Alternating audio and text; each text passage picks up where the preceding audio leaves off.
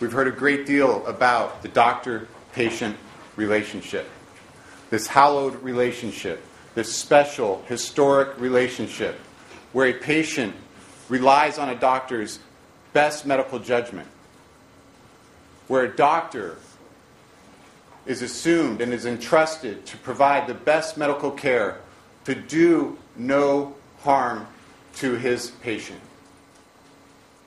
And that a doctor will use that best medical judgment and provide that best medical care regardless of the requests of the patient. Because a doctor has a legal duty, an ethical duty, to do no harm. A doctor has a duty to his patient. And from each and every doctor that you heard from in this trial, whether called by the people or the defense, you heard that if a request was made to provide medical treatment that could cause harm, that doctor in the end would have to say no and walk away. The doctor is the decision maker. The doctor is the one entrusted with the medical knowledge.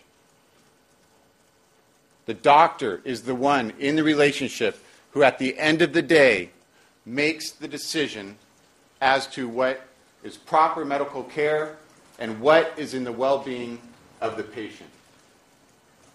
You've heard from many doctors in this case who told you that if they were presented with this situation, they would absolutely say no and walk away. Conrad Murray violated that sacred trust each and every day.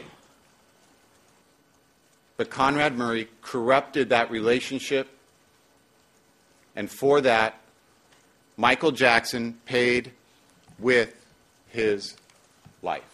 As Mr. Walgren's telling you that, he told you about what a wonderful entertainer Michael Jackson was, and he was.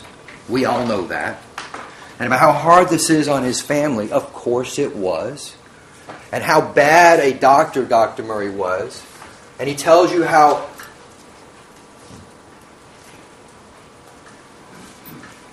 Dr. White used to be a good scientist. But what he forgets to tell you, what he absolutely thoroughly doesn't tell you, is that the prosecution during these 6 weeks have absolutely failed to prove a crime. For a crime to be proved,